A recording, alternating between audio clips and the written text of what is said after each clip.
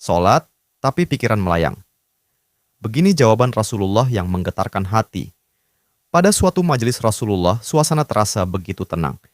Para sahabat duduk melingkar menyimak setiap perkataan beliau dengan penuh perhatian. Namun, di antara mereka, ada seorang sahabat yang tampak gelisah. Jemarinya saling menggenggam, matanya menunduk, dan napasnya terasa berat.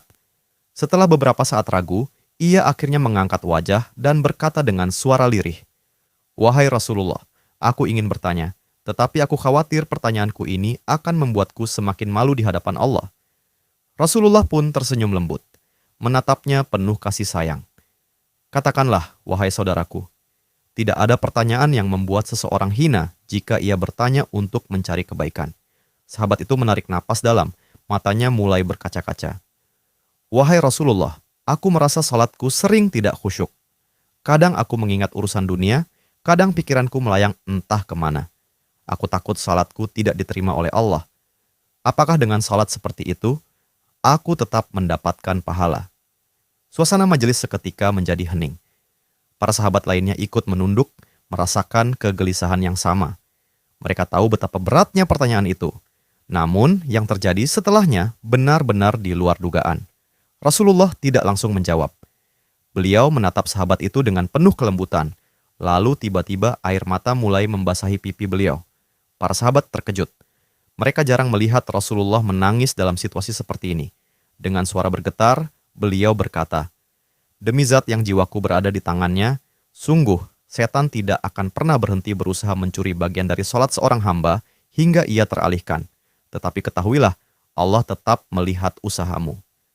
Rasulullah menarik napas dalam, lalu melanjutkan, "Wahai saudaraku, jika engkau meninggalkan salat hanya karena takut tidak khusyuk, maka setan akan menang.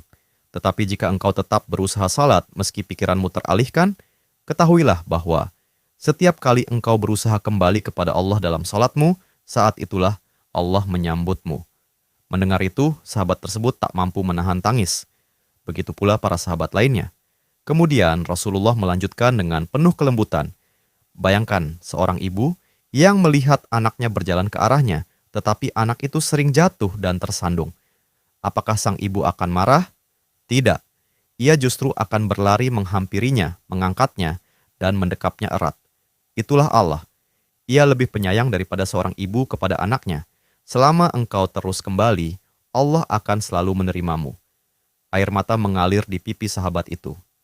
Kata-kata Rasulullah begitu menusuk hatinya. Sejak hari itu, ia tidak lagi putus asa dalam sholatnya. Ia tetap berusaha khusyuk, dan setiap kali pikirannya melayang, ia mengingat nasihat Rasulullah. Setiap kali engkau berusaha kembali, saat itulah Allah menyambutmu. Jangan pernah berhenti. Berusaha. Jika kisah ini membuka wawasan kita, yuk berbagi. Biar banyak yang tercerahkan. Setiap satu kebaikan dibalas Allah 10 kali kebaikan. Barokallah forever. Amin ya Rabbal Alamin ya Mujibasailin.